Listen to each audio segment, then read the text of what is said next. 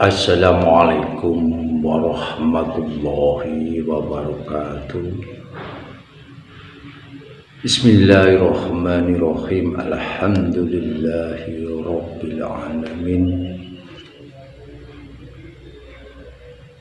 Inna Allaha wa malaikatahu yusholluna 'alan nabi ya ayyuhalladzina amanu shollu 'alaihi wa sallimu taslima.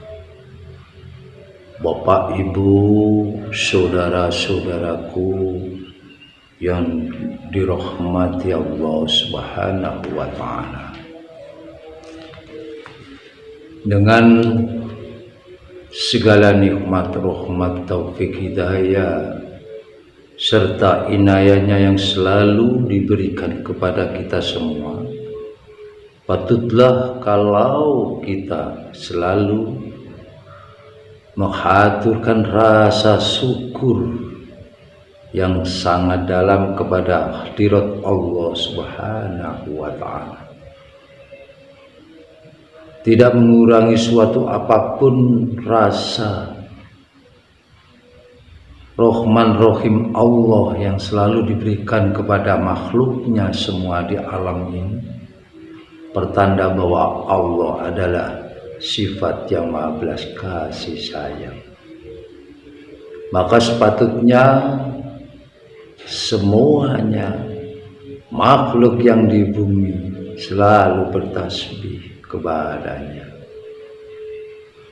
Bapak, Ibu, hadirin rahimakumullah, sehubungan apa kalau kita menengok sedikit kita sama belajar mengkaji dengan bagaimana kita selalu bisa dekat kepada Sang Pencipta ataupun merasa takharub kepada Allah Subhanahu wa ta'ala. Kalau di dalam diri hati kita tidak ada power yang membuat diri kita selalu ada niatan yang kuat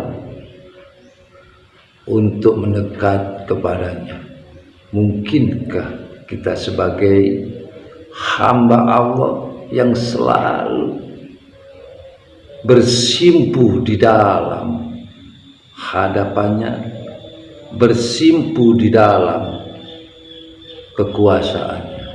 Inilah Bapak, Ibu, hadirin rahimakumullah, dalam saat pertemuan kali ini, marilah kita sama-sama mengkaji bersama, merenungi apa dalam perjalanan kita semua agar selalu mendapatkan hidayah Allah dan selalu dalam bimbingan Allah secara zahiriyah dan batiniyah, seperti harapan kita semua.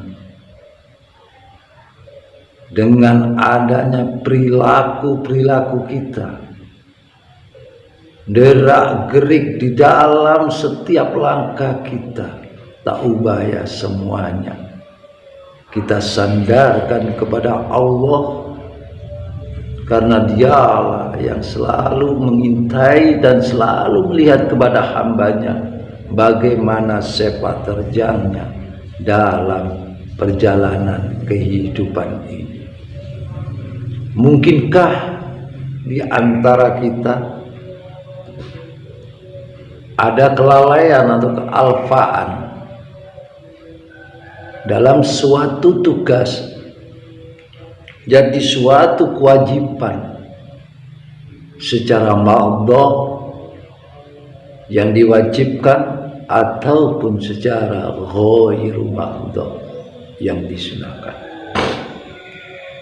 Maka Bapak, Ibu rahimakumullah, Sepatutnya di dalam kehidupan ini kita selalu sandarkan diri di dalam kekuasaan Allah. Seperti bagaimana aktivitas kita ataupun di dalam kita melaksanakan atas perintah-perintahnya.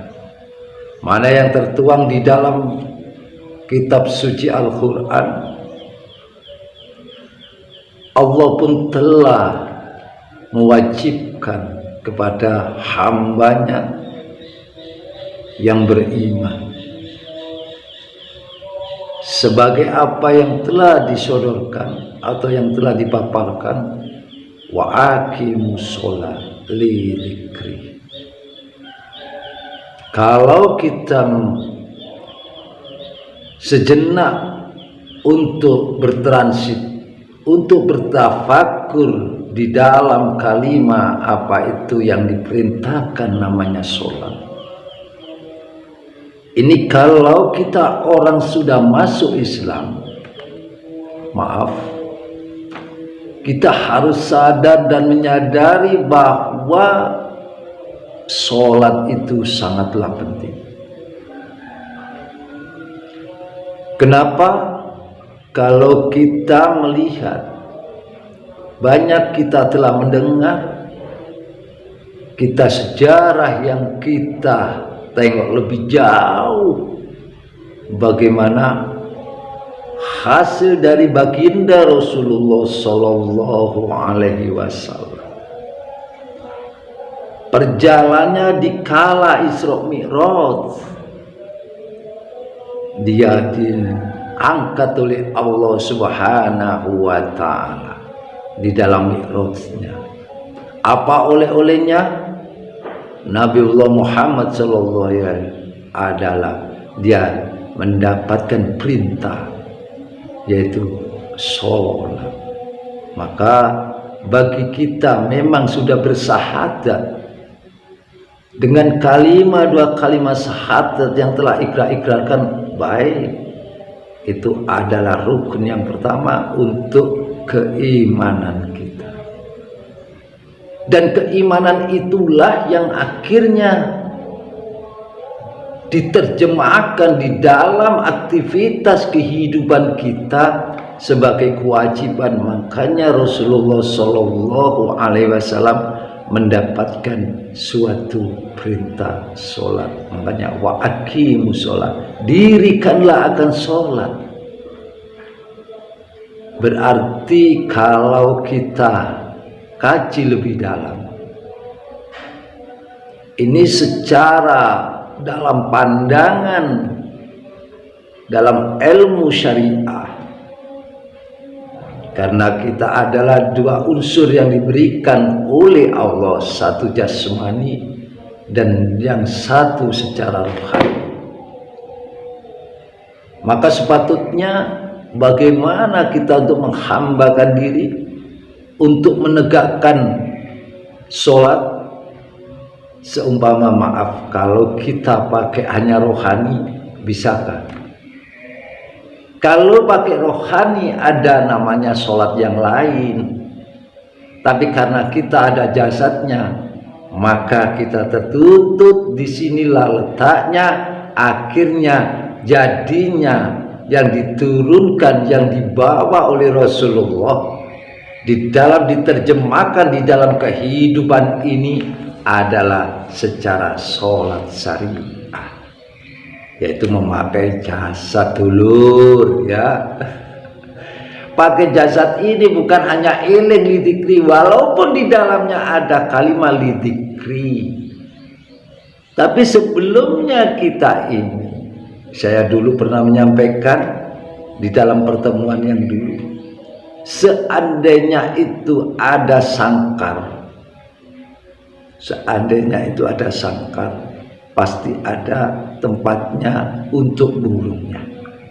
Loh, kalau ada burungnya aja terus tidak ada tempat sangkarnya, ini bagaimana? Cobalah kita renungi, kita tafakuri. Begitu Allah menciptakan kita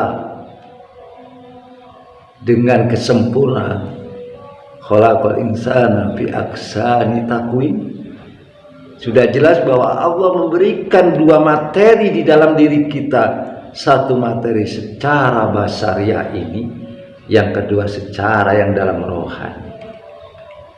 Jadi penghambaan kepada Allah maka terterakan tadi di dalam penyodoran di dalam kitab suci Al-Quran, wa aqimus sholat secara dohiriyah, dan disitulah secara yang dohir akhirnya yang dalam atau yang batin ada lidzikri.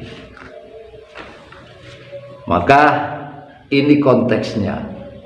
Kalau kita memeluk agama Islam secara kafah, secara lahir dan batin, tolong maaf, walaupun pada hakikatnya adalah hidayah milik Allah dan siapa yang dikehendaknya. Saya bagian bukannya memilahkan atau meremehkan yang tidak. Kita sama-sama memikirkan, mentafakuri, patutkah kalau kita tidak menyadari, tidakkah kita malu kepada Allah, sedangkan yang kita makan itu melalui jasad kita, bukan hanya rohani. Jadi perjalanan jasmania ini dengan perjalanan rohani ada aturan-aturannya tersendiri-sendiri. Nyatanya kita kalau makan, apa cukup kita? Dia mengatakan kita kenyang? Tidak, pasti kita ada gerakan, yaitu dengan tangan ini untuk memegang suatu benda atau suatu makanan yang patut kita masukkan ke dalam tubuh kita. Lah, ini salah satu syariahnya. Jadi Rasulullah dengan adanya perintah dari Mi'raj terus akhirnya mencontohkan kepada semuanya, kepada manusia, supaya melakukan secara, kalau kita sudah beragama Islam, mari sadar dan menyadari untuk melakukan sholat secara syariah, dan nanti bisa ada pelajaran yang ke dalamnya secara as-sholatu wutonya atau bussolataim. Ini semua ada aturan-aturannya. Cuma kita masih bertendensi, masih bertengger di dalam diri kita ada jasad. Ayo gunakan jasad ini. Kita mencari uang bukan hanya cukup uang datang, no, tapi kita masih dalam taraf bekerja. Kita mau makan seperti tadi yang kami sampaikan pun itu tetap menggunakan gerakan jasmani. Lu kalau umpama kita hanya dengan kalimat, hanya sholat ini diartikan hanya ingat kepada Allah, berarti masuk section yang kedua, lidzikri. Nah, kalau ini lain, harus pemahaman yang benar, jangan salah, harus kita cari, ya, kita belajar. Kalau bukan ahlinya, tanyakan kepada ahlinya, mungkin akan kita lebih paham dan lebih mengerti dalam tentang ajaran-ajaran Allah yang dibawa oleh Rasulullah. Maka ketingkatan kenapa kita, makanya di situ ada pun juga tuntunan di ayat lain diterangkan oleh Allah Subhanahu wa taala, wasta'inu bisabri wassalah. Kenapa di situ diajarkan suatu kesabaran? Dan kesabaran ini adalah secara dohiriyah dan batinnya untuk melakukan sholat. Inilah terpentingnya, wajibnya sholat. Tapi kalau bapak ibu, saudara-saudara sekalian, ini dikatakan makdoh, menjadi kewajiban yang sangat menjadi dominan di dalam diri kita untuk menganalisa atau meyakininya, yaitu salah satu bentuk manakala diri kita terasa terbebani, ini sangat keliru. Maka kata kalimat fardun adalah jadikan bahwa sholat secara syariah itu adalah kebutuhan. Nah, kalau kita sudah bisa menanggapi, bisa menyikapi daripada itu suatu kebutuhan diri kita seperti kita mencari makan tiap hari, kita tidak merasa terbebani. Itulah tandanya orang yang mau menerima ajaran agama Allah yang dibawa Rasulullah. Itu bab perkara sholat. Kita harus dengan kesabaran, dan ini pun berjalan dengan lidzikri. Bila kita sholat secara zahirnya, baru dibarengi bersamanya hadir hudurnya hati, yaitu lidzikri, selalu ingat kepada Allah Subhanahu wa ta'ala. Karena apa? Ada salah satu hikayat para ahli sufi mengatakan, la yusilu akhata ilal khadrat al-ilahiyah illa bihi. Seseorang tidak akan mencapai hadirat ilahi kecuali dengan zikir. Karena apa? Ayya bidzikri. Nah, ini adalah langkah yang kedua untuk kita sambung selalu dengan menjalankan, mengistiqomahkan di dalam zikir kita, atau zikir secara jahar atau zikir secara khafi. Mari kita tingkatkan, mari kita selalu kumandangkan, selalu kita jalankan agar diri kita semua bisa mencapai kepada derajat yang paling tinggi, yaitu derajat makrifat, atau bisa mengerti khusyuk kepada Allah Subhanahu wa ta'ala.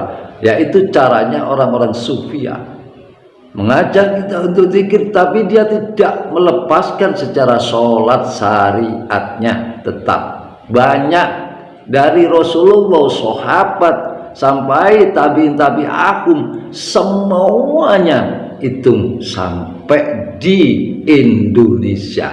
Kita coba lihat, semua banyak tokoh ulama, alim ulama, semua sama melaksanakan sholat syariat, tidak meninggalkan. Dialah yang diwarisi daripada ilmu-ilmu Nabi. Nah, bagi kita yang bodoh ini, bagi kita yang awam ini, bagaimana? Apa kita melepaskan? Salah. Jauh dari hidayah Allah, jauh dari petunjuk Allah, kalau kita tidak menyadari dengan yang sebenar-benarnya. Telah dituangkan juga di dalam Al-Quran oleh Allah Subhanahu wa ta'ala, alladzina amanu wa tatma'innu qulubuhum bidzikrillah. Nah, ini juga jelas. Bagi siapakah itu? Bagi orang-orang yang percaya, dan hati kita menjadi tentram, menjadi damai dengan cara selalu mengingat Allah, atau selalu zikrullah secara keseluruhan di dalam diri kita. Karena di diri kita ada namanya latifah, ada sir yang sangat dalam.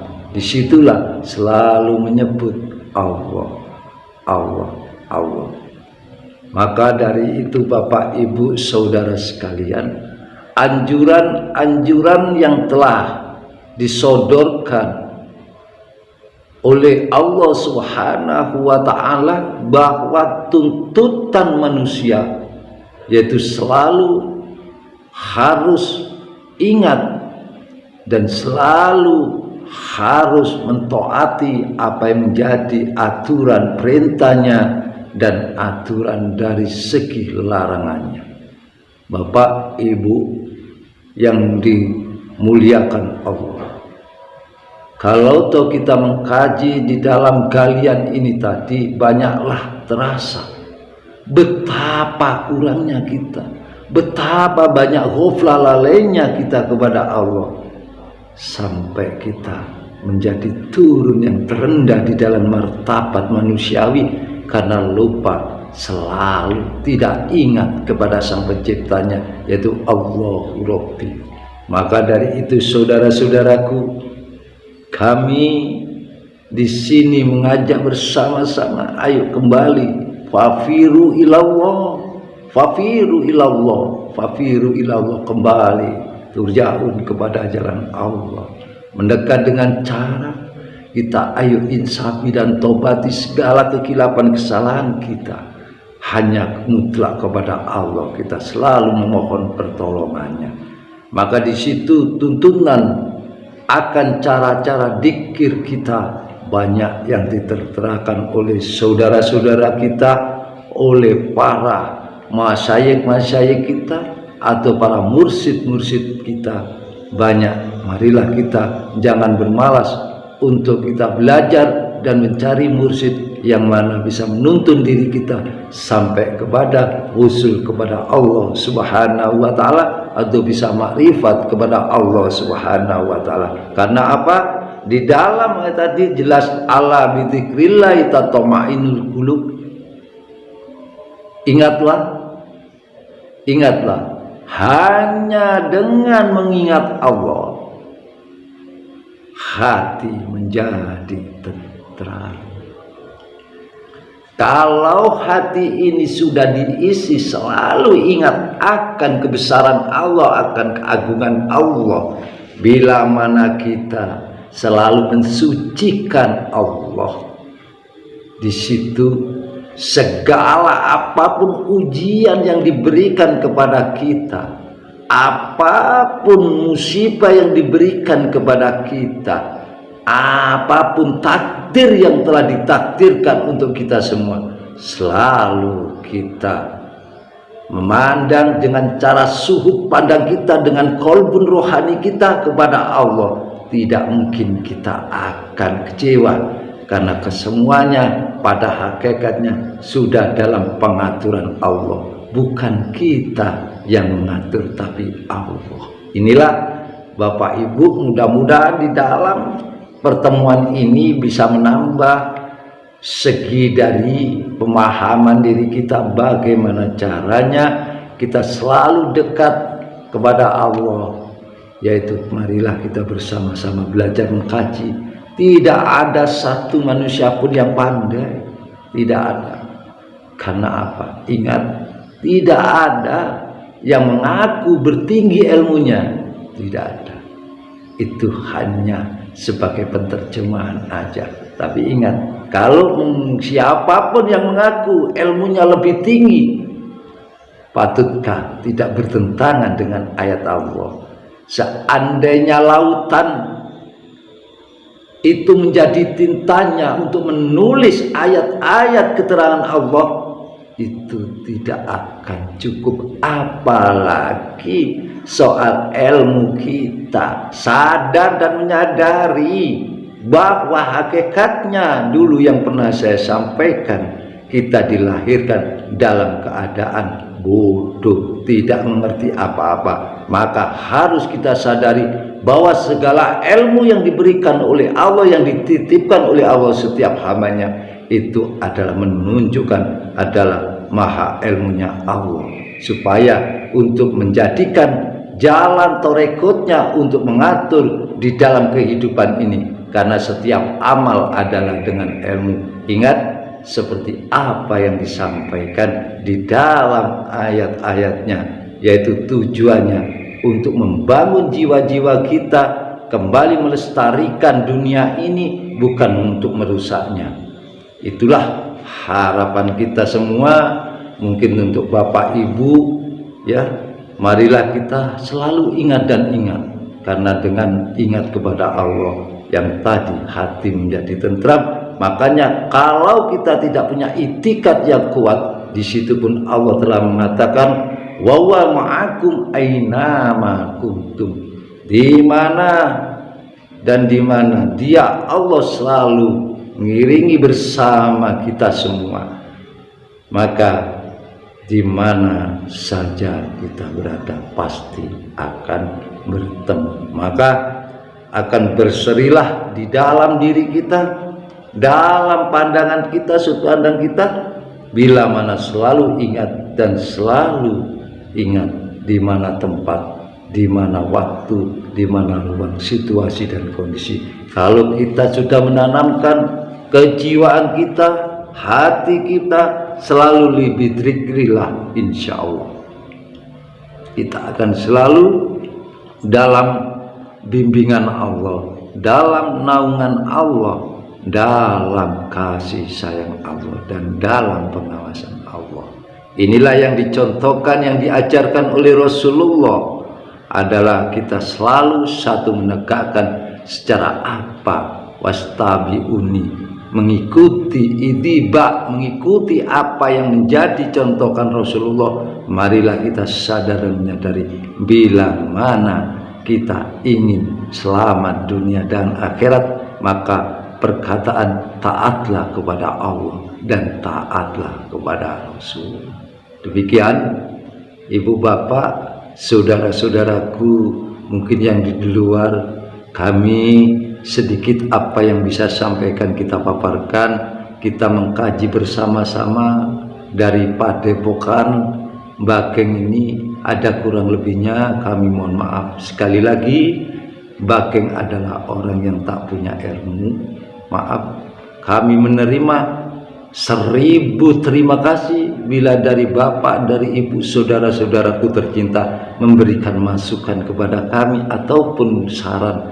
Maka itu berarti bagi diri Bakeng sendiri untuk membina, untuk memperbaiki diri, karena dengan menerima saran dan dari bapak ibu untuk membangun jiwa saya sendiri. Sekali lagi kami hanya bisa mengucapkan terima kasih yang banyak atas pertemuan ini. Untuk bapak ibu, mudah-mudahan kajian saat ini menjadikan ilmu yang barokah, ilmu yang manfaat bagi kita semua. Amin Allahumma amin. Kurang lebihnya Bakeng mohon maaf yang sebesar-besarnya. Akhiru kalam ihdinas siratal mustaqim, wabila taufiq wal hidayah. Wassalamualaikum warahmatullahi wabarakatuh.